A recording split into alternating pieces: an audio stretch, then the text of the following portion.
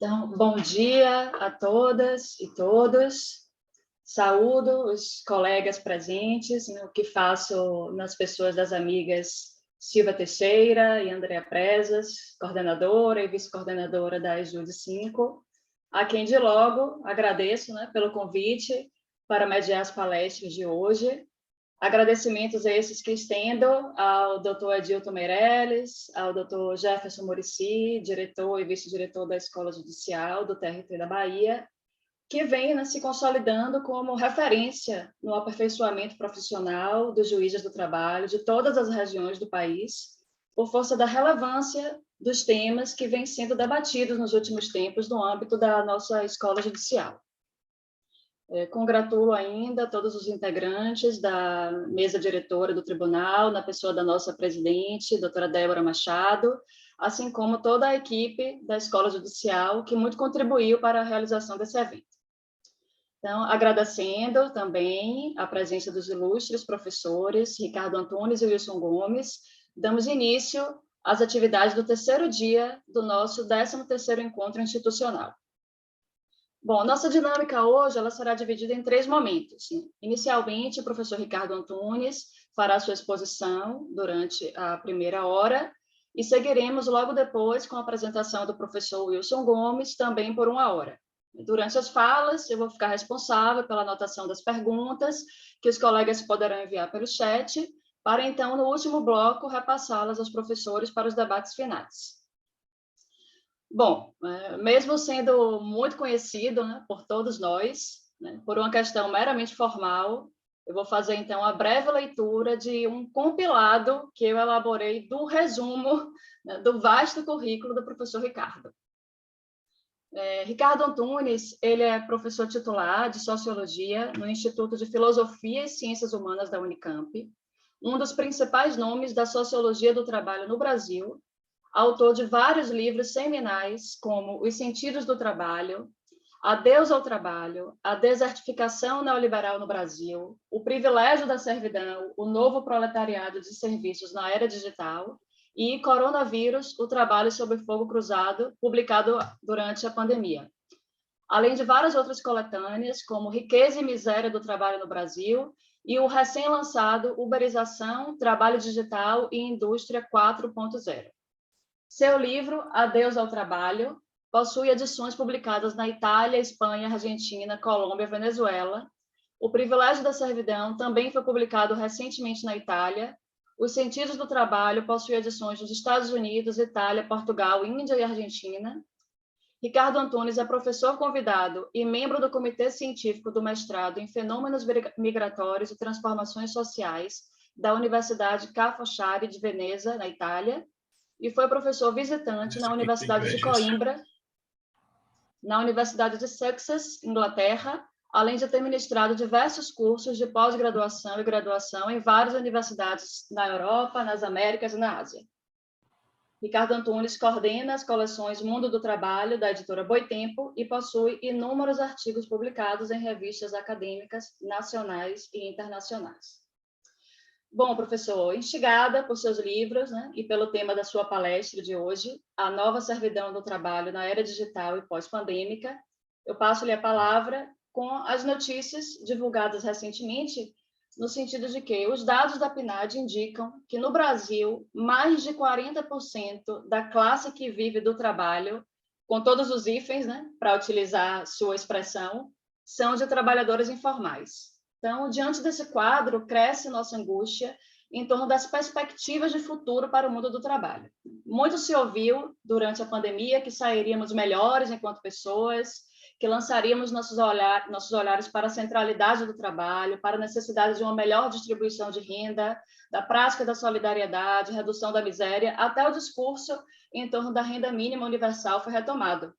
Mas o que estamos vendo são laços sociais cada vez mais corrompidos, pessoas mais arredias, violentas, intolerantes, desconstrução da realidade, aversão ao conhecimento e às artes. E, para nossa surpresa, o ano de 2022 começa com um novo conflito bélico, dessa vez no leste europeu.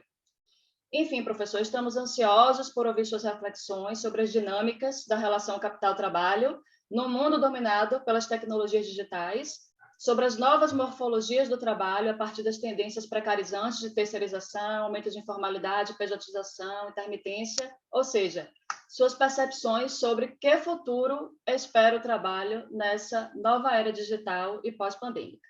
Boa palestra. Muito obrigado. Quero iniciar dizendo que eu sou grato a esse convite da Escola do TRT5.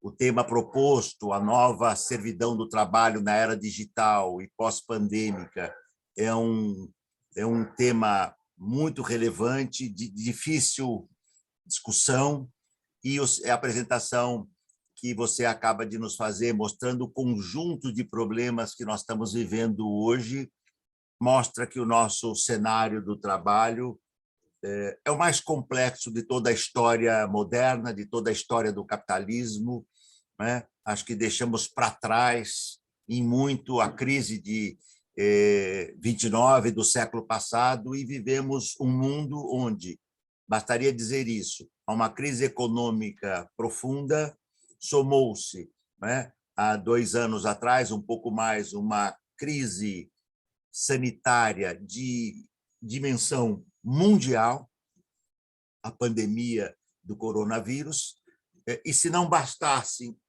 digamos, esses 2 elementos, nós nos defrontamos agora com um terceiro traço desta ordem destrutiva que vem presidindo o nosso mundo, que é o conflito bélico.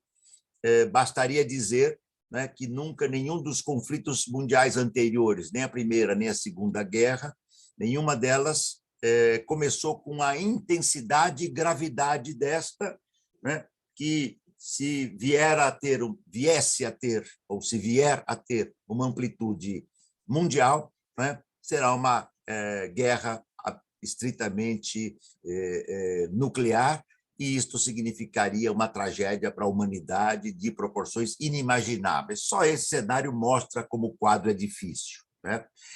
Naturalmente que eu vou me ater aqui aos pontos que dizem respeito ao que se passa com o mundo do trabalho, né? O que nós estamos vivendo. Agradeço muito a apresentação que você fez do meu trabalho. É por causa da idade, a gente vai ficando velho, então as coisas vão se acumulando, é só por isso, tá?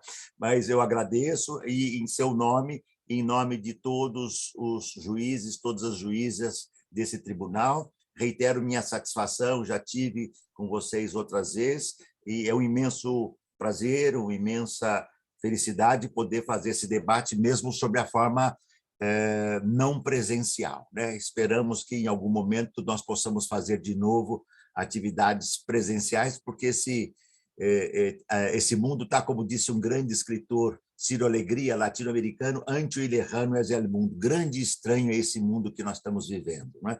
Grande e estranho. Muito bem. Um primeiro ponto que eu penso que seria relevante discutirmos aqui, né, eu posso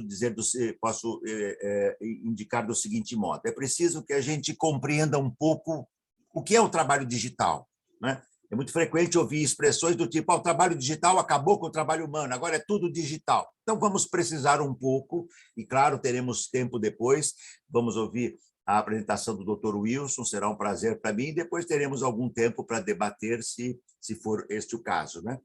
E o primeiro ponto, então, que eu quero discutir é esse, né? O que é o trabalho digital?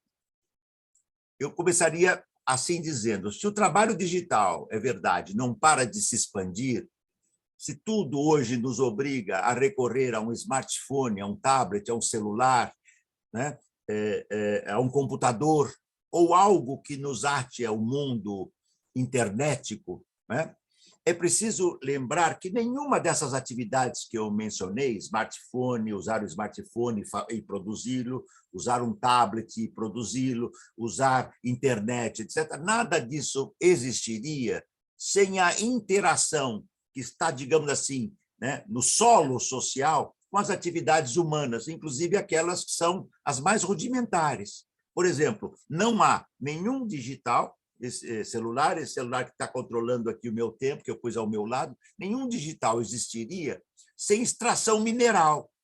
que é realizado nas minas chinesas, nas minas africanas, nas minas latino-americanas e, excepcionalmente, em um outro país, como no Canadá, né, onde também há extração de minérios. Ou seja, não há celulares, computadores, satélites, algoritmos, Big Data, internet das coisas, indústria 4.0, 5G, nada do chamado mundo virtual e digital existiria se não houvesse este labor, este trabalho, frequentemente manual, né? Como se pode ver, especialmente no sul do mundo, nesse enorme lado do mundo, que vai da Ásia, passa pela China, África e chega aqui às nossas Américas, especialmente a América Central e do Sul, né? E sem falar dos pontos, digamos assim, de trabalho precarizado, bastaria pensar no imigrante, no trabalho imigrante global hoje, que se encontra incrustado dentro do solo europeu. Se nós vamos à Itália, se vamos à França, se vamos à Inglaterra, nós percebemos claramente a distinção entre, digamos assim, o cidadão nativo e as condições de vida e trabalho do cidadão nativo ou da cidadã nativa e daquele ou daquela que vem do mundo, digamos assim, da imigração. Isto me faz dizer, então, e este é um segundo ponto importante, que com a complexidade produtiva atingida nas últimas décadas pela Divisão Internacional do Trabalho, né, e o desenvolvimento das novas cadeias produtivas de valor, há uma imbricação indissolúvel, como eu procurei mostrar no Privilégio da Servidão, entre as chamadas atividades intelectuais e aquelas ditas manuais. Aqui é preciso fazer um parênteses, né? Nós sabemos, por certo, que não há uma distinção rígida entre atividade intelectual e atividade manual. Eu dou um exemplo. Qualquer um de nós, ao usarmos um celular ou um tablet, temos que clicar com as mãos, né? Temos que, digamos assim, recorrer a atividades manuais, basilares, sem as quais as internets não funcionam. Se eu não clicar aqui o computador, né, ele vai parar de funcionar, se eu não der comando para ligá-lo e para desligá-lo. Por outra parte, nenhuma atividade manual, nenhuma é desprovida do intelecto. Gramsci já nos ensinou isto, né? Que não há trabalho manual que não seja também intelectual. Eu, no Privilégio da Servidão, cito no primeiro capítulo um filme indiano, cujo depoimento de um operário me marcou muito. Ele carregava latas imensas de tinta numa indústria de tecidos, imaginem, na Índia, né? Sob condições de trabalho as mais precárias, ele carregava galões de tinta com 200, 300 litros, agora não me lembro mais, levava o galão de um canto para o outro. E ele dizia, o meu trabalho é de extrema complexidade, porque eu tenho que rodar este galão, eu tenho que levar o galão sem derrubá-lo, porque se eu derrubar, a tinta se perde e eu vou pagar pela tinta que eu perdi. Então, eu tenho que calcular passo por passo. Isso me marcou muito, porque nós achamos que o trabalho tido de intelectual ou digital, né, ele é um suprassumo, e o trabalho manual é a estrita, digamos assim, manualidade. Não, essas disjuntivas não são assim. É por isso que a socióloga Ursula Hills, minha amiga e socióloga inglesa do trabalho, cujo livro The Making of the Cybertariat, a formação do cybertariado, eu pude indicar e publicar aqui pela editora da Unicamp, alguns anos atrás, ela diz, né, claramente, inclusive olhando para o cenário europeu, que entre as atividades de criação e aquelas mais rotineiras, né, que se ampliam no mundo do trabalho virtual, online, né, com suas ferramentas de comando, como softwares, etc., né, elas cada vez mais se inserem no mundo fabril, no mundo dos negócios, nos escritórios, nos serviços e no comércio. E sempre lembrando, né, que não haveria construção de edifícios, não haveria, digamos assim, a produção de celulares e de todo o mundo internético, se não houvesse, tá certo, a infraestrutura material que cria as condições logística, produção de ferro, produção de minério, indústrias, digamos, que criam a estrutura de distribuição disso, edifícios onde tudo isso é produzido, nada disso. Sem toda essa produção, nada do mundo digital existiria. Mas é verdade também que, como este mundo adentrou-se, esse mundo digital adentrou-se no espaço produtivo em sentido amplo, não só nas fábricas, não só na agricultura, não só na agroindústria, mas como também nos serviços, né? Nós estamos vendo que esse cenário tomou um volume que até algumas décadas atrás era inimaginável, né? Recentemente, com as plataformas digitais, essa realidade vem se exacerbando e se exasperando ao limite. Os algoritmos concebidos e desenhados pelas grandes corporações globais para controlar os tempos, ritmos e movimentos de todas as atividades laborativas que se desenvolvem nas plataformas, formaram o ingrediente que faltava, sob a falsa aparência de autonomia, vou voltar a esse ponto depois, para impulsionar, comandar e induzir modalidades de extração do sobretrabalho, nas quais, pasmem vocês, em pleno século XXI, jornadas de 8, 10, 12, 14 horas ou mais, estão longe de ser a exceção.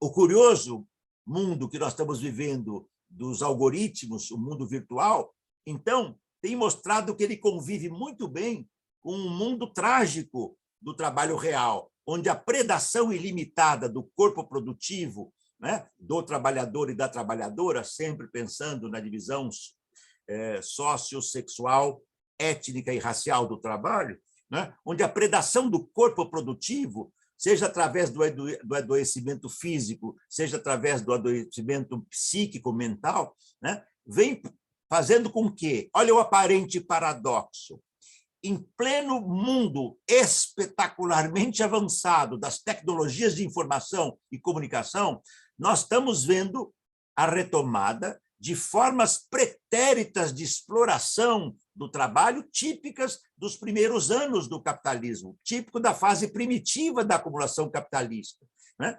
Onde, já então, tá certo? Nos séculos 17, 18, na Inglaterra, combinava-se exploração e expoliação, de modo ilimitado, né? Assim, ao contrário de um imaginário mundo do trabalho asséptico, limpo, paradisíaco, maravilhoso, né? Se você olha a fotografia do mundo da Califórnia, aquelas grandes empresas dos escritórios, você pensa, poxa vida, é um outro mundo, mas muitos desses trabalhadores e trabalhadoras que trabalham nos escritórios das grandes empresas de tecnologia, de informação e comunicação, na Califórnia, dormem nos seus automóveis porque não têm condições de pagar, por exemplo, um apartamento ou um quarto para dormir numa região onde é caríssimo o custo de vida. Pois bem, por que nós chegamos a este desenho? O que nos levou? Quais são as causas essenciais desse processo? Claro, eu devo dizer a vocês, por suposto, né, que eu sou um sociólogo do trabalho.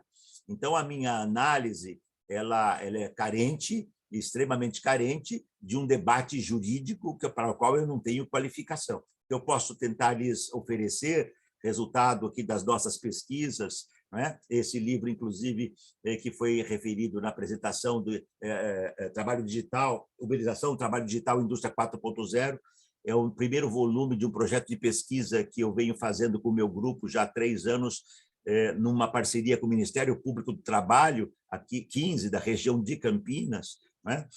Tem sido muito interessante, foi uma demanda do Ministério Público, depois de conhecer o meu livro O Privilégio da Servidão, pedir se eu poderia, digamos, desenvolver conjuntamente com eles um projeto de pesquisa, e nós estamos agora preparando o 2º volume, né, com pesquisas muito densas, nós estamos tentando entender. Hoje nós temos, por exemplo, o fenômeno das dark kitchens. Se não bastasse todo esse horror que vamos citar aqui, não param de crescer modalidades de trabalho. Antes de entrar nela, quais são as causas que nos levaram, né, a este processo onde o trabalho assume a aparência de não trabalho para que se possa, ao assim proceder, eliminar a legislação protetora do trabalho para esses homens e mulheres, jovens, meninos e meninas, muitas vezes, para excluí-los da legislação protetora do trabalho. Quais são as causas? Claro, esse seria um tema longuíssimo, eu vou enumerar aqui, porque se a gente não entender as causas que nos levaram a isso, a gente fica imaginando que isso é o resultado de uma ação malévola. Não, não é uma ação malévola, é um pouco mais complicado. O primeiro elemento é entendermos que, desde 1973, nós entramos numa crise estrutural econômica profunda, que se agudizou em 2008, 2009, se intensificou com a pandemia. Olha o tamanho da complicação. E encontrou o fundo do poço, não é mais o fundo do poço, é o fundo do fundo. Nós estamos no terceiro ou quarto subandar, né, subsolo, né, deste pandemônio, né, do inferno de Dante, se pudéssemos assim dizer, porque adentramos numa guerra, esta guerra, que, em verdade, é uma invasão dos russos, né, à Ucrânia, e cujas consequências nós já estamos vendo, né? Então, é uma crise profunda.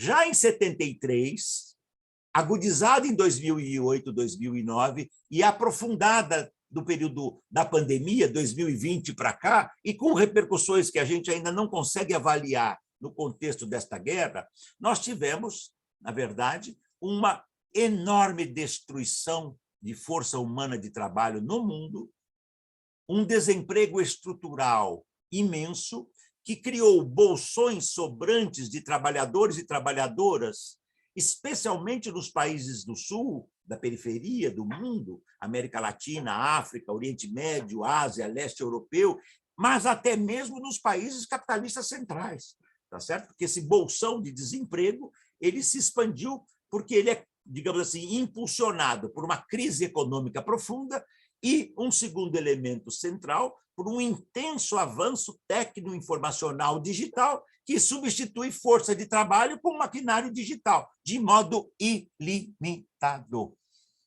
Isto criou um cenário difícil que se agravou. No final dos anos 70, da década passada, de 80 para cá, isso se esparramou pelo mundo, né, pelo avanço do neoliberalismo e a consequente privatização, mercadorização, comoditização dos serviços. O capitalismo tinha até então, até o final do século passado, realizado a sua transformação capitalista da indústria. No século XVIII para o século XIX, ele realizou a transformação capitalista da agricultura. Pois bem, no final do século XX, né, e essas primeiras 2 décadas do século XXI, e isso tem muito a ver com a nossa atividade, a atividade pública, seja do professor ou da professora na universidade, do juiz ou da juíza nos tribunais, né? E dos médicos e das médicas nos hospitais públicos, etc., dos advogados, advogadas, engenheiros, engenheiras, etc., que trabalham no setor de serviços, né? Nós passamos a ter como ideário, né, um neoliberalismo que tornou-se dominante em todas as partes do mundo, né? E esta, digamos assim, esse ideário regressivo tem como leitmotiv, digamos assim, privatizar tudo que possa gerar lucro, tudo que possa gerar riqueza privada. E isto num contexto, veja o tamanho do imbróglio que nós estamos, isso num contexto onde o capitalismo não é mais o capitalismo industrial quem tem a hegemonia, mas é o capitalismo financeiro. Isso significa que é um capitalismo muito mais complexo, porque o capitalismo financeiro ele nasce da fusão, no início do século XX, entre o sistema dos bancos, capital bancário, e o capital industrial. Dessa fusão nasceu o capitalismo financeiro, que não para de se expandir. E ele, digamos assim, ele é mais invisível na implantação do seu ideário e da sua pragmática. Os ataques que o Judiciário do Trabalho vem sofrendo no Brasil e no mundo são exemplo disto. É uma pergunta mais ou menos elementar, que podemos voltar depois. Interessa a este mundo, né, digamos assim, tecno-informacional, financeiro, digital e neoliberal, a existência de um Judiciário do Trabalho cioso das suas responsabilidades, né? É uma questão que a gente, assim como interessa a este capitalismo financeiro uma universidade pública disposta a enfrentar o debate de quais são as questões cruciais do nosso tempo, ou interessa aqueles que, digamos assim, se adequam ao maravilhoso mundo do mercado e das corporações para enriquecê-los. Eu não preciso falar do mundo hoje, talvez eu possa citar, quando for falar da Amazon, né? O caso da Amazon é emblemático do que eu estou mencionando aqui. Então, foi um período, esses anos 1973 para cá, agudizado em 2008, 2009, trouxeram, entre tantas coisas, né, algo que nós sabíamos que não era impossível, mas muitos achavam que é. Né? Trouxeram o recrudescimento do fascismo e do nazismo em simbiose com o neoliberalismo. E não é preciso ir muito longe para perceber aonde ele viceja, tá certo?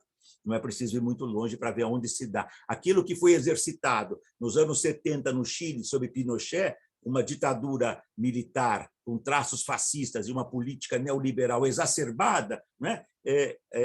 Vale lembrar, ocorreu antes do neoliberalismo da Margaret Thatcher na Inglaterra. E o que acontece com o mundo produtivo? O mundo produtivo não é mais predominantemente o mundo da fábrica que o Charlie Chaplin magistralmente caricaturou nos tempos modernos, né? Aquela fábrica da indústria automotiva de massa. Você entrava numa indústria automotiva, eu visitei a Ford do Brasil em meados dos anos 80, você tinha mais de 7 mil operários. Né? A Volkswagen de São Bernardo tinha mais de 15, 16 mil operários só em São Bernardo. A fábrica de São Bernardo, da Volkswagen, tinha prefeitura, polícia, as ruas tinham nomes, etc. Era uma cidade operária. Hoje nós temos espaços produtivos cada vez mais flexíveis, cada vez mais mundializados e globalizados, cada vez mais digitalizados em todas as atividades onde a digitalização possa existir, tá certo? Visando o quê? A ampliação da lei do valor, a ampliação do lucro, a ampliação do sobretrabalho, a ampliação da expropriação do mais valor gerado na produção. Então, nós temos que entender. E o exemplo que eu vou tratar aqui é o último salto. Eu já pude me dedicar no Adeus ao Trabalho, né, a tentar entender o que era o toyotismo, nos sentidos do trabalho, eu tentei fazer o mesmo. O nosso desafio hoje é entender esse novo salto que o mundo capitalista está dando, que é o das plataformas digitais, né? Das grandes plataformas. Se eu pegasse assim, quais eram as grandes empresas, né?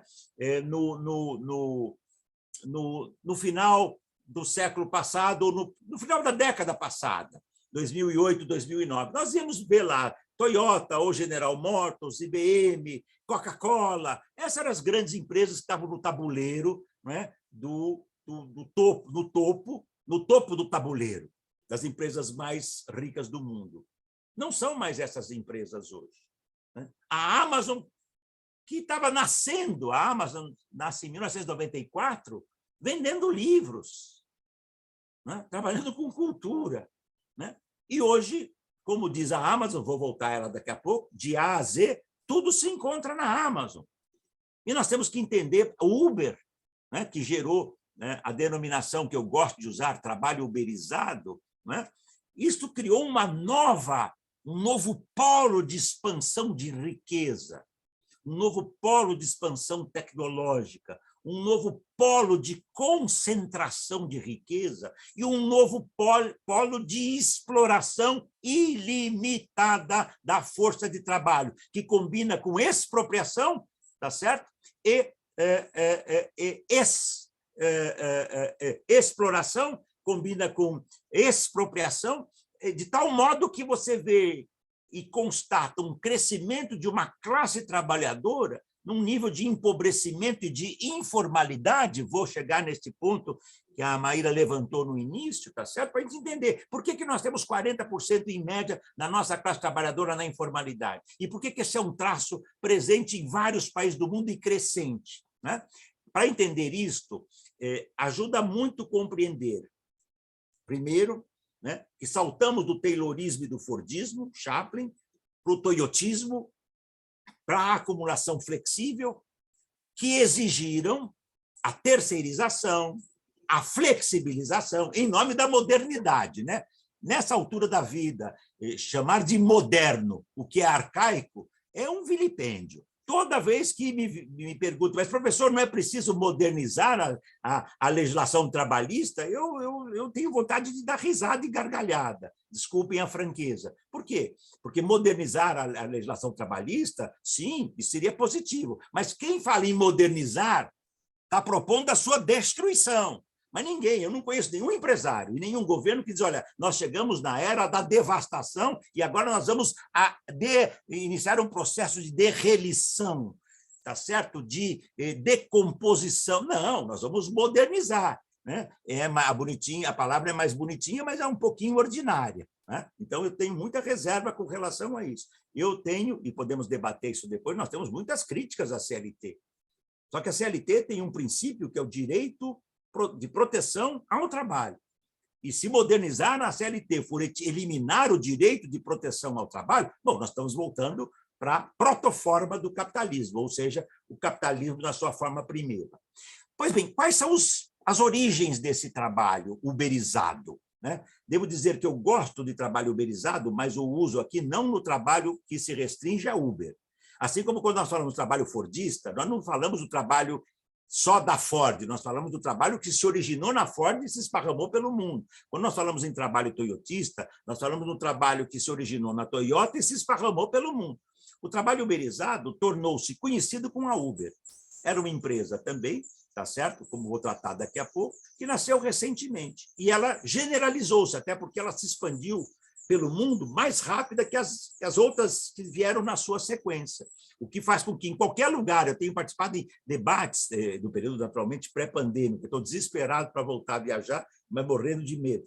Daqui a 2 semanas tenho que lançar um livro e participar de um congresso de filosofia na Galícia, na Espanha. O meu privilégio da servidão, com algumas adaptações, foi publicado lá, mas morrendo de medo, louco de vontade de ir e, ao mesmo tempo, medo, né? Se o momento sanitário já nos permite, especialmente para aqueles que já passaram algum tempo da idade da razão, como este que vos falo, de modo que a gente vive essa dificuldade. Mas, nesses debates, o que é possível perceber? Porque quando você fala trabalho uberizado, todos entendem, porque a Uber existe em mais de 6 mil cidades do mundo, se eu não estiver confundindo aqui os dados, que eu vou lembrar daqui a pouco na sequência. Quais são as origens deste processo? Eu diria assim, do que a minha pesquisa conseguiu analisar, né, a origem primeva,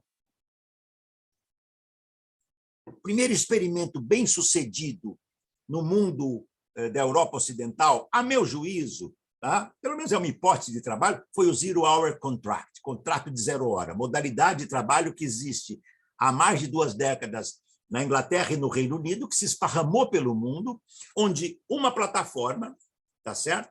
Pode conectar trabalhadores e trabalhadoras das mais diversas atividades e fazer uma solicitação. Essa modalidade de contratação, né, que não diz que é de contratação, por suposto, engloba um leque imenso de trabalhadores e trabalhadoras, de que são exemplos médicos, as médicas, enfermeiros, enfermeiras, trabalhadoras do care, dos cuidados de idosos, crianças, doentes, portadores de necessidades especiais, motoristas, eletricistas, advogados, advogadas, professores, professoras, tá certo? Serviço de limpeza, consertos domésticos, é ilimitada a possibilidade.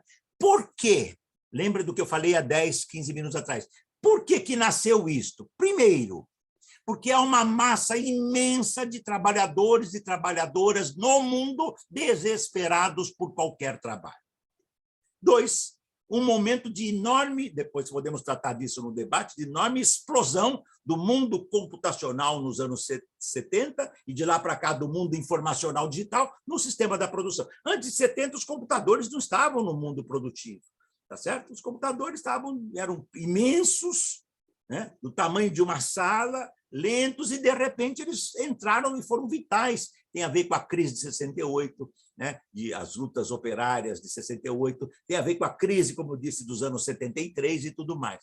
Resultado, com essas mudanças todas e com essa experiência do Zero Hour Contract, contrato de 0 hora, nasceu a ideia de que empresas poderiam se constituir enquanto plataformas digitais, contratar trabalhadores e trabalhadoras dos mais qualificados aos menos qualificados, porque, há de tudo, eu já entrevistei desde engenheiro, tá certo? Veterinário até trabalhador da Uber, que foi caminhoneiro ou que era, no passado, operário metalúrgico, para não falar de professor e de tantas outras atividades que nós conhecemos, né?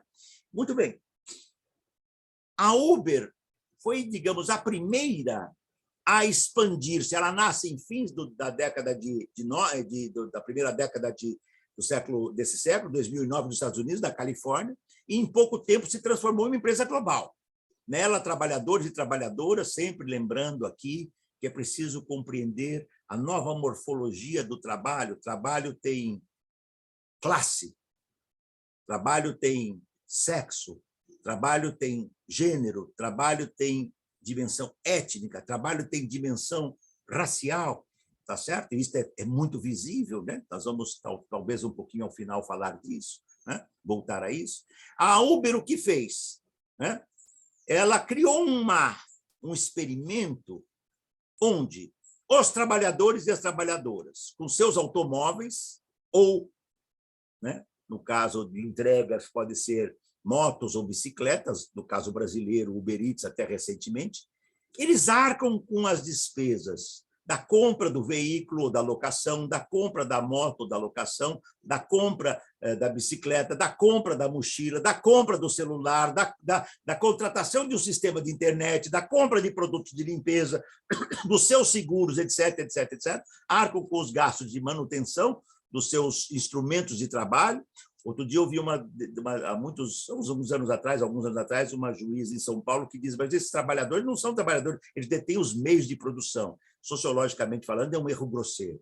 Meio de produção é outra coisa. Meio de produção é quem detém o controle do capital. Meio de produção é a indústria, quem é o dono da indústria, quem é o dono do banco, é quem é o dono da agroindústria. E martelo não é meio de produção, é instrumento de trabalho. A moto é instrumento de trabalho, o carro é instrumento de produção. Meio de produção é outra coisa, porque as empresas são muito engenhosas. Não, mas eles são donos dos seus meios de produção.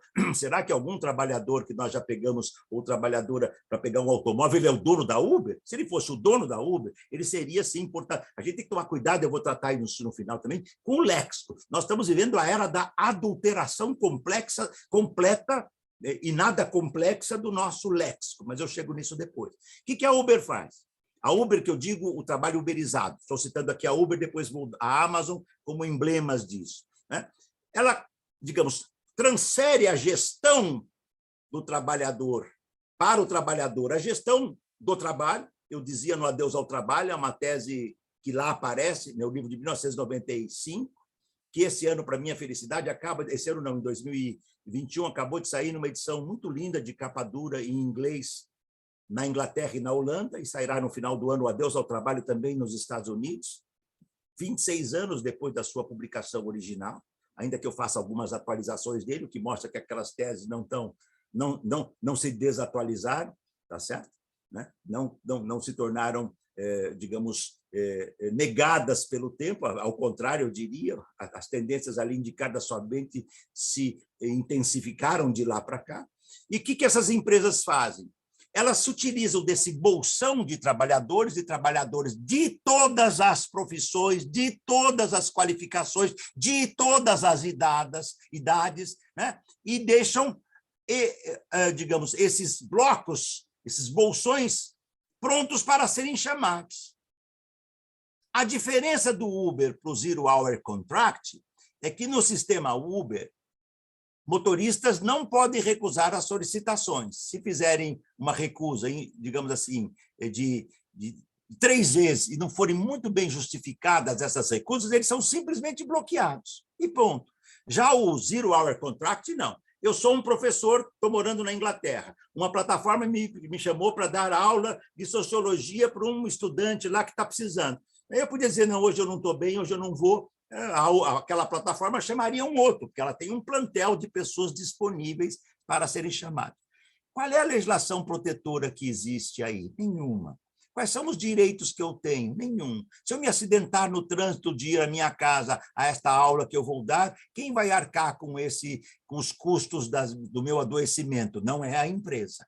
Esta é a alquimia, tá certo? E no caso da Uber, né, aí isso se toma esse bolsão, digamos assim, Uber, Amazon, eu vou estender, eu estou citando só o caso do trabalho uberizado, estou começando aqui a citar com a Uber, que não foi a primeira, nós vamos dizer que a Amazon nasceu antes da Uber, mas a Uber foi aquela, né? Eu lembro que eu estava na Inglaterra, acho que foi 2014, 15, não lembro exatamente, participando de um congresso, e aí falamos, bom, está na hora de ir embora, vamos pedir um táxi, né?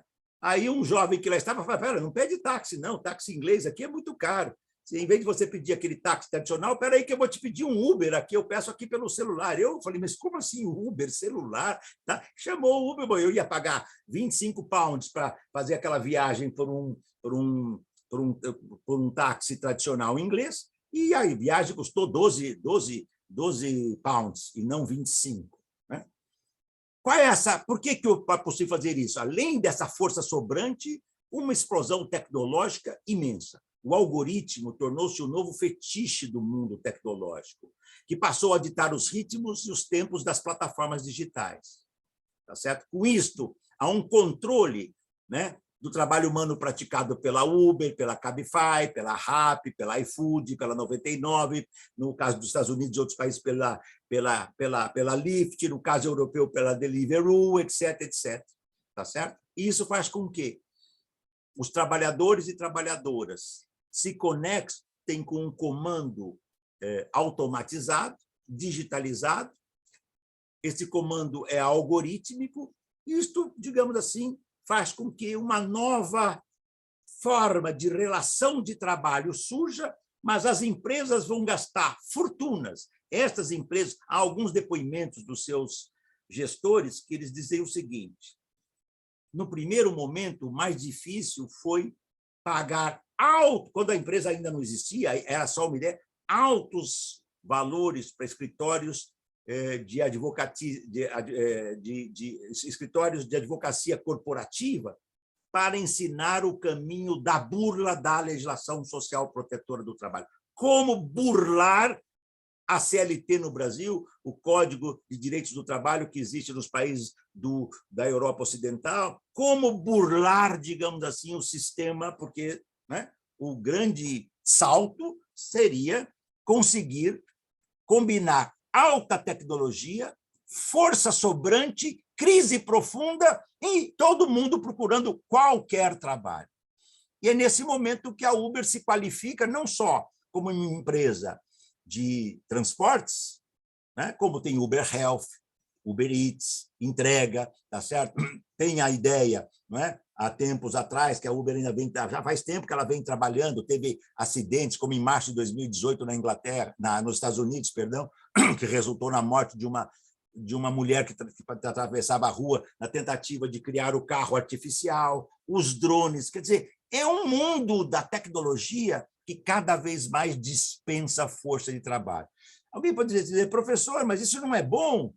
Sim, isso seria ótimo se esses trabalhadores e trabalhadoras que perdessem esse trabalho tivessem um trabalho mais digno, mas o que nós estamos vendo é que a ampliação ilimitada dos bolsões de indigência, de miséria. E o caso brasileiro, ele não é o mais trágico. Eu conheci a Índia e não podia imaginar que existisse no mundo alguma coisa como a Índia. Aliás, foi muito importante para o meu trabalho ter saído da América Latina, da América do Norte, da Europa, e em um momento ter conseguido ir à Ásia e à China, e aí entender o tamanho da confusão que nós estamos, tá certo? E não é pequeno. Né?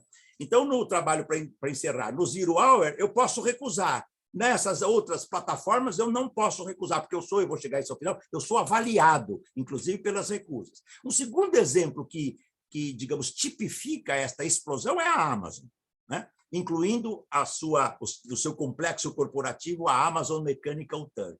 É um exemplo atualíssimo de grande significado nos nossos dias. Começou vendendo livros e hoje abarca uma infinitude de atividades de e-commerce, streams, combinando atividade digital com formas mais intensas de trabalho manual, físico intensificado. Há pesquisas, eu cito no meu livro Privilégio da Servidão, há pesquisas que mostram que trabalhadores dos Estados Unidos caminhavam 24, 25 quilômetros ao longo do dia para buscar nas prateleiras os produtos a serem enviados em tempo veloz aos consumidores. Na Amazon, embalar 120 a 200 produtos por hora trabalhar 55 horas por semana e até 10 horas por dia em períodos de vendas intensas, né, tá certo? No período, por exemplo, natalino, foi relatado na unidade de Tilbury, na Inglaterra, onde se encontrava um dos seus maiores centros de e-commerce na Europa, no qual são vendidos mais de 1.200.000 produtos por ano, conforme o relato pioneiro feito por Alan Selb, que eu publiquei no meu livro, citei no meu livro O Privilégio da Servidão. Esse relatório foi citado amplamente pela imprensa inglesa. E tudo isso vem ocorrendo ao mesmo tempo em que lojas da Amazon já operam nos Estados Unidos sem a presença de nenhum trabalhador presencial, tá certo? Lojas, por exemplo, de hipermercados. Você entra, compra, tudo digitalizado, você sai. Se você compra um produto, pega ali um mamãozinho que você quer levar para cá, depois você troca o mamãozinho pelo abacaxi. O mundo digital faz a coleta e a descoleta digitalmente, você sai e isso vai cair na sua conta, tá certo? E assim, né, a moda avança. Todos os que vocês viram o Nomadland, ele é uma ideia interessante de como é que a Amazon nos Estados Unidos, né, se amplia utilizando esse trabalho sobrante e intermitente, tá? Porque o trabalho com direitos, o trabalho regrado, ele é cada vez mais diminuto. Alguém poderá perguntar, mas, professor, não é uma lei do inevitável? Não, isso eu posso tratar depois. Inevitável nada é, tá certo? Inevitável nada é, né? É uma lei de uma lógica destrutiva que prioriza a riqueza em detrimento do trabalho. Calcula-se que o senhor Jeff Bezos, dono da Amazon, tenha uma renda, tem uma caixa, a sua caixa está em torno de R$1 trilhão, ou seja, ele tem uma riqueza de 1 trilhão, eu não sei o que isso significa, quantas casas dá para comprar, quantos aviões, quantos automóveis, quantos países dá para comprar com isso, quantos produtos brutos de países entram dentro disso. E ele, em plena pandemia, vocês puderam presenciar isso, já esteve no espaço e diz, agora eu quero curtir o espaço. Mas curtir o espaço, para ele, a curtição dele tem um sentido financeiro. Quer dizer, digamos assim, devastado o nosso mundo, terreno, o nosso espaço territorial devastado, agora é a hora de pensar em como saquear o espaço. Quer dizer, seria cômico se não fosse trágico, entende? O resultado é a ampliação dessa massa enorme de trabalhadores e trabalhadoras que vivem a informalidade, o subemprego e a intermitência. Em fevereiro de 2020, antes da pandemia, o Brasil estava perto de 40% da informalidade. Houve só um momento, olha que interessante, houve só um momento que diminuiu a informalidade durante a pandemia. Foi em maio de 2020. O IBGE lançou a seguinte manchete: reduziu-se a informalidade no Brasil. Bom, eu correndo fui ler, falei, deve ter algum erro jornalístico aqui, não é possível. Não era erro jornalístico. Em maio de 2020, reduziu-se a informalidade no Brasil, porque a informalidade também estava desempregando. Ou seja, a informalidade, que é um bolsão perverso para acolher parte dos desempregados, para que eles não fiquem absolutamente desempregados, ela também desempregou no Brasil por conta da pandemia. Esse, então, é o cenário, tá certo, que nós estamos vendo, né? E que mistura alta tecnologia, força sobrante e a privatização ilimitada de todos os ramos públicos que possam gerar lucro, tá certo, e gerar riqueza. Criou-se, então, esta é que é a questão crucial do nosso tempo, né? A nova servidão do trabalho na era digital. Eu cunhei no meu livro O Privilégio da Servidão a expressão escravidão digital. Às vezes as pessoas falam, professor, você não exagera? Eu lembro que quando eu escrevi Adeus ao Trabalho em 95, Adeus ao Trabalho é uma pergunta, um comentário crítico diz, o professor Ricardo Antunes exagerou na dose. Se eu pudesse respondê-lo hoje, eu diria, exagerei para menos. Entende? Exagerei para menos. Eu não imaginava em 1995 que o horror seria o que nós estamos vivendo hoje. Francamente, não imaginava. Não imaginava. Depois de conhecer a Índia e ter a absoluta convicção de que é impossível saber quantos desempregados tem na Índia, desempregados e desempregadas, né? E outros países da Ásia que eu gostaria de conhecer, não pude conhecer, só a China. A China é um pouco diferente, podemos falar disso depois, tá certo? Porque ele é uma combinação de um capitalismo predador tá certo? Com uma ditadura forte de um partido, forte presença do exército e um controle estatal. É um cenário muito diferente, ele não é igual ao capitalismo neoliberal. Embora, pasmem vocês, eu ouvi de um grande estudioso, né, meu amigo, Domenico Lossurdo, infelizmente já morto, filósofo italiano, marxista, dos mais qualificados, reconhecido no mundo inteiro pela sua qualidade, e eu tinha amizade dele, podíamos até ter bom debate, boa polêmica. Ele me disse certa vez na China, estávamos juntos na China, eu, digamos, Domênico, se isso aqui for o socialismo, me lembrei do Chico Buarque, me inclua fora dessa. E ele não, ele defendia o sistema. Ele falava, Ricardo, isso aqui é algo assim espetacular. Nós estávamos em como é que chama a cidade? Vou lembrar já, não estávamos em Pequim, era outra cidade que fomos em primeiro lugar, estávamos lá, e ele falava, isso aqui, Xangai, isso era no passado, o que isso aqui era? Era campo. Hoje, aqueles prédios imensos, né? Aqueles prédios imensos de todas as grandes empresas monopolistas do mundo lá se desenvolvendo. O que nós temos, então? Saio da China e volta aqui ao cenário global. Criou-se um cenário para assalariar sem denominá-lo como tal. Esse é o segredo essencial das corporações digitais. Assalariar sem assalariar, empregar sem empregar, a força sobrante, a alta tecnologia, tá certo? A necessidade de tirar o capitalismo da crise. O que fizeram a Amazon Mechanical Turk, Uber, Uber Eats, Globo, Facebook, Airbnb, Cabify, 99, Lyft, iFood, Glovo, Deliveroo, Rappi, etc., etc. Mesclaram as tecnologias informacionais sob comando do capital financeiro, uma simbiose que concebe o trabalho como risco. O trabalho como risco. Alguém pode me perguntar, mas, professor, por que a tecnologia, então, não elimina de vez o trabalho? Eu vou ser curto e grosso, né? A tecnologia... Por que as corporações, então, não eliminam de vez o trabalho? As corporações não eliminam de vez o trabalho, porque se as corporações eliminarem o trabalho vivo, o capitalismo desaparece. Ah, professor, você está exagerando. Para menos. Por que houve grita generalizada no Brasil pelo negacionismo, né? O negacionismo horripilante que nos assola, mas no mundo também? Por que houve uma grita generalizada das grandes empresas por longos períodos de lockdown?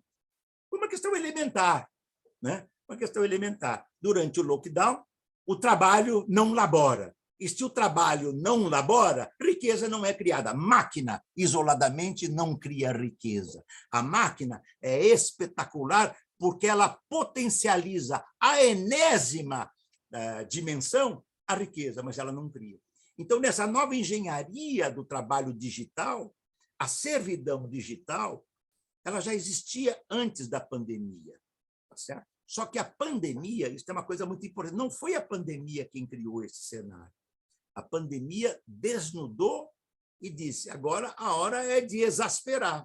Porque o que as empresas tiveram que fazer durante a pandemia?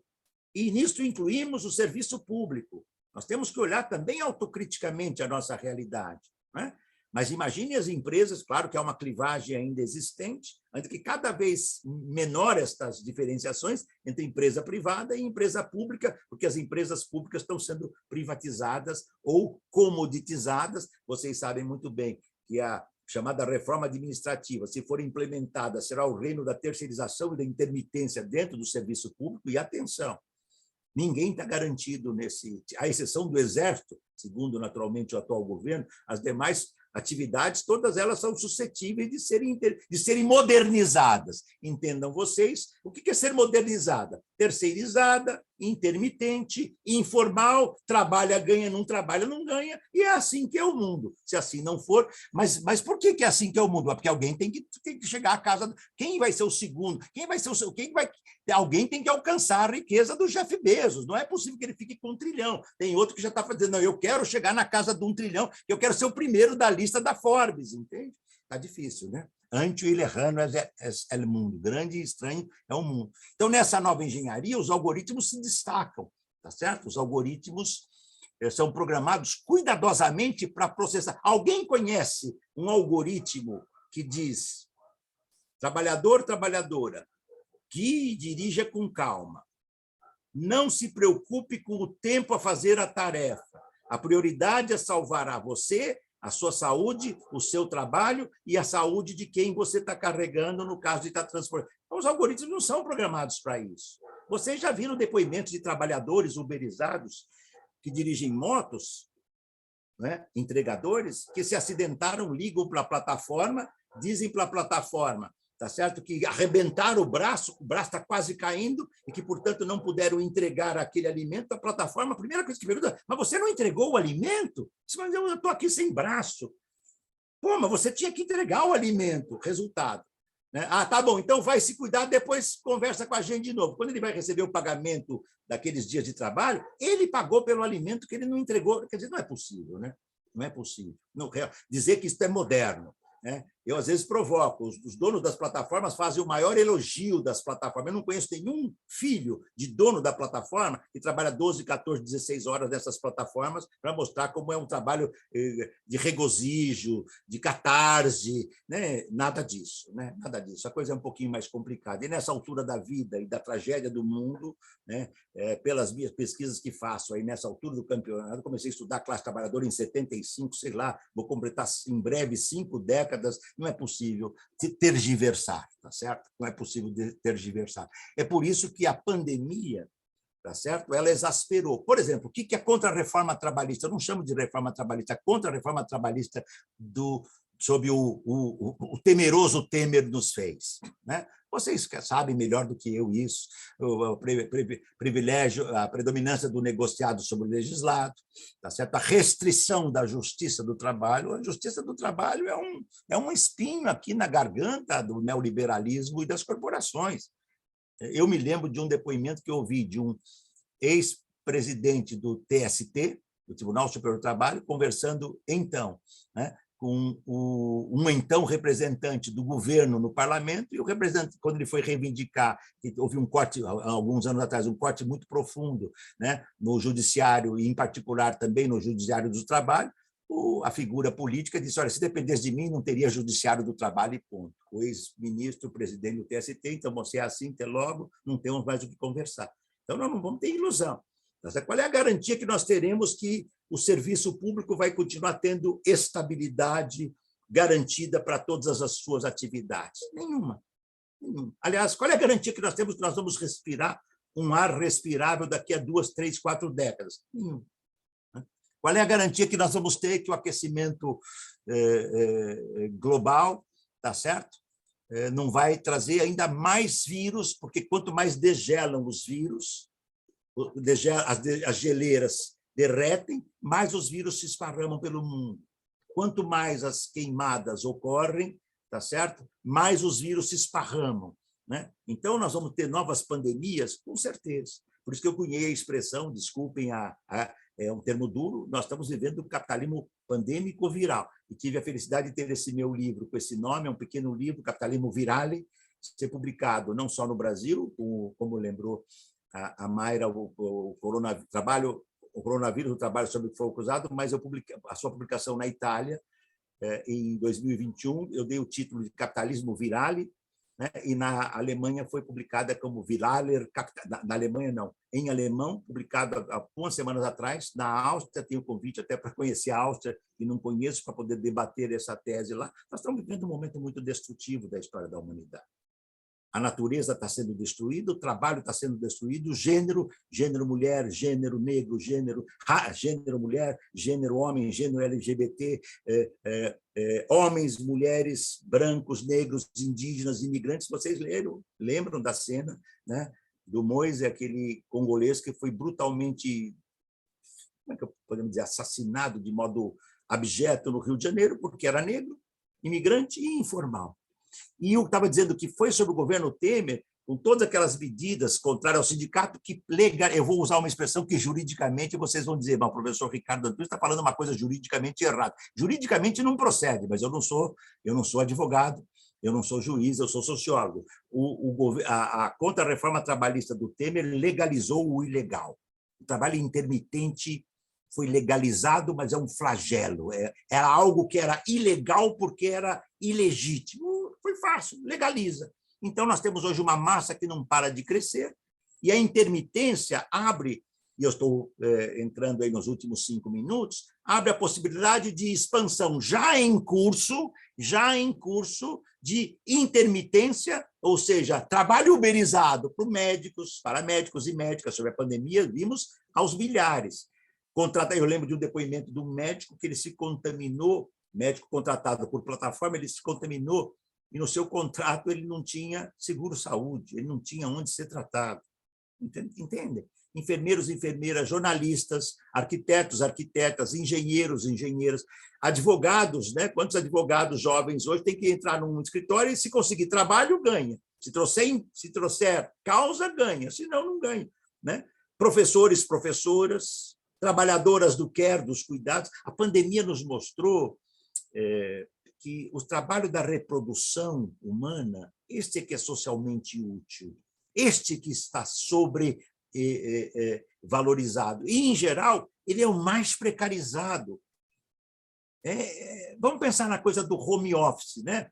Para onde vamos? Né? Nós vamos para o mundo de todos do home office? Bom, tudo bem, nós podemos dizer, nosso mundo de home office, eu estou aqui trabalhando no meu escritório, tenho um certo espaço, tá certo? Agora, e como é que faz uma trabalhadora que trabalha de home office, tá certo? Numa casa onde ela divide a sala com as crianças, com o inferno do marido controlando. Se for o marido patriarca, então o inferno é maior. Se for o marido violento, ainda é maior, porque ele vai pedir para ela parar de trabalhar para ir fazer a comida que ele tem que almoçar. Ela vai cuidar. Quer dizer, nós estamos vendo as mulheres trabalhadoras têm dito que tem sido muito mais violento o seu trabalho de home office, porque elas estão exercendo o que faziam fora de casa, dentro de casa. Juntou trabalho, aspas, da produção fora, o trabalho público, com o trabalho dentro de casa, da reprodução.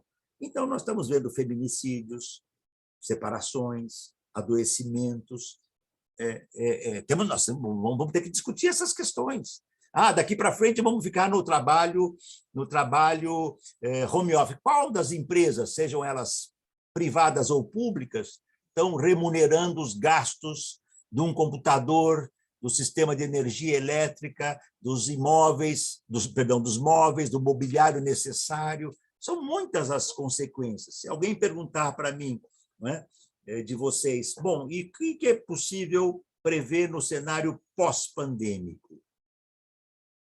Eu vou ser muito direto no que eu gostaria de... Eu adoraria, daqui a 10 anos, falar estava completamente errado, e seria o primeiro a falar, porque estarei comemorando o meu erro.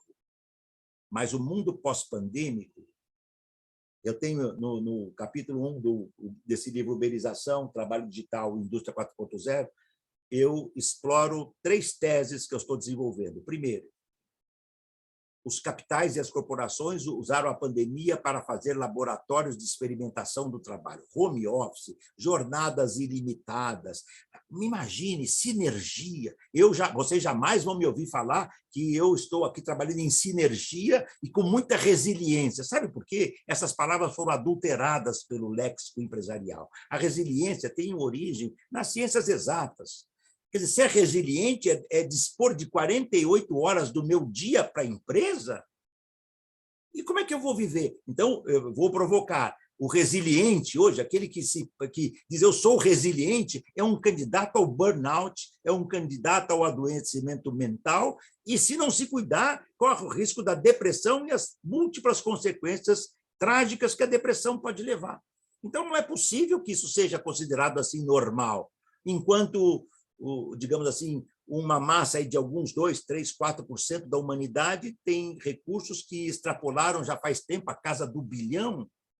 Não tá razoável, entende? É razoável termos disponibilidade diária total, porque somos resilientes de 24 horas. Eu falei 48 porque o relógio das empresas duplica, quer mais, tá certo? E nós só recebemos quando trabalhamos. A subutilização é um traço que está presente nos dados do IBGE. A informalidade não para de se expandir. Tudo bem, quando tivermos um crescimento econômico, vai haver expansão, tá certo? Mas é uma expansão limitada, né? Ela pode continuar expandindo, e jogando fora. Eu explorei duas hipóteses que eu só vou anunciar aqui. O capitalismo de plataforma, então, está recuperando formas pretéritas de exploração do trabalho que foram típicas da protoforma do capitalismo na primeira fase, e nós estamos entrando uma nova era de desantropomorfização do trabalho. Desantropomorfização, a perda da dimensão humana no processo de trabalho. Se nós não enfrentarmos isso, né, nós não sairemos dessa crise. Deixo para o debate, para desmistificar. Nesse mesmo livro, e com isso termino, no capítulo 3 desse livro, se eu não estou enganado, Vitor Filgueiras e eu fizemos um artigo onde desmontamos com 11 pontos as teses que o trabalho é autônomo. Não é autônomo aquele que só tem essa alternativa para sobreviver. É uma falsa autonomia, e o empreendedorismo é a nova palavrinha, como há 10 anos atrás, 15, se chamava de empregabilidade. Há 10, 15 anos atrás, vocês devem se lembrar bem, se dizia, nós não temos empregabilidade. Hoje, nós somos empreendedores. Uma coisa é um empreendedor que tem 1 milhão e vai fazer lá o seu investimento num restaurante de luxo francês. Outro é o trabalhador desempregado, precarizado, sem seguro, desemprego, sem mais nada, que de repente vira empreendedor. É uma palavrinha, vou ser bem duro, me permitam. Tá? Ela é bonitinha, mas é ordinária. Vocês já ouviram isso de alguém certa vez, né? Para esse tipo de contingente.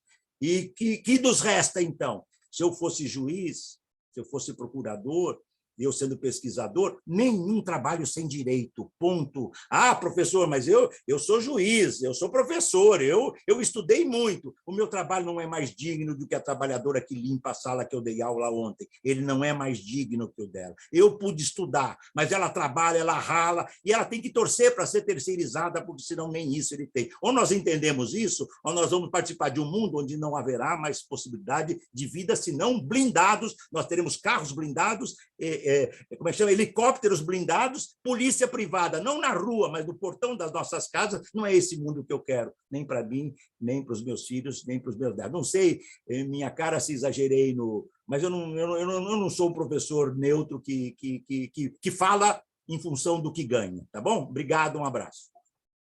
Professor, nós que agradecemos, os comentários aqui são os mais elogiosos possíveis. Foram várias as congratulações, as perguntas estão todas anotadas. Eu realmente, assim, muitos de nós estamos atordoados, né, com todas essas transformações vivenciadas no mundo do trabalho, ansiosos, né, por respostas às perguntas, o que está acontecendo, o que fazer. Eu acredito que o primeiro passo é exatamente este que estamos fazendo agora aqui na escola, né, tentando entender essas transformações, né? Ouvindo pessoas, né, do calibre do Dr. Ricardo Antunes, o Dr. Wilson Gomes, né, para tentar, enfim, identificar como chegamos a esse estado de coisas, né? E eu acho também, já só rapidamente finalizando, que eu acho que é muito importante nós identificarmos que não há nada inexorável, né? Eu acho que a gente tem que contestar essa retórica que se repete há décadas, né, de que não há alternativas para o que está aí. E aí o Dr. Ricardo citou a Margaret Thatcher, né, que desde lá da década de 70 repetia o "there is no alternative", né, ao que estamos vendo aí. E como também o Vitor Filgueiras, né, o senhor citou o Vitor Filgueiras, ele tem um livro excelente publicado recentemente, É Tudo Novo, de Novo, né? Então, enfim, é uma satisfação muito grande ouvir suas reflexões. Eu acho que, sem dúvidas, esses ensinamentos nos fortalecem muito nesse propósito. Bom, eu vou, sem maiores delongas, né, passar a palavra ao